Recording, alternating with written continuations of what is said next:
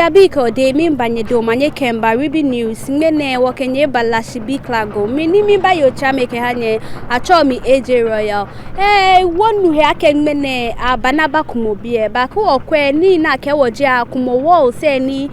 sport me efe shibe ni wo ba shebie shishije mi elebie mi amekumo wo se ko kwe se egbe he ni nya keje shishije wo se na akumo shi ni wo ba shebie amefi amedwoma ka me nkumotwe ko na ha me stop aka meka ku shi bia na ewo na ka me nkumotwe ko me ameshi ekome hu ye ni be ni amefele eyegbe because chucheme ame dadeji ke ni bi ni eye very very dangerous akemoko banye at any time and any moment ni one try one ake work she ateme ke shkmo ateme ba wie shi ame hande wole ake tension ye high ke boni o ya meshu mi you know how it feels say wo nye ko ni wo ka mete mo kwa agbasa ne shi ke wo na gbe ni wo ke shi ateme ko me pe wo ka me bana sande gba no ba bia me ni he wo aha me notice because be mi ni wo ba mla me ko me ke wo even manche ni yo bi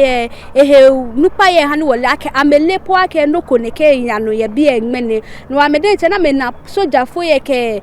police fo ye na meje ko mba kwa ake mini yano na me na ka akumobie no ameleni ni yano no woke wona be hu ko manche ba ya no wokle ba na sanegba ake anieli ake abanaba kumobie enmene ni le ya fe manche ye bi ne le ake bi nu shipon ni mini hewo ha gba ake ahon shipon ye ke ha me je ake moko ke life service le ba he shipon ni mene ene mefe yano no ni be ya wo ba ha nye update wo kenye ba na sanegba ni wo ke man bi e ke shipon cheme hu ba na sanegba me report ke Reeby news.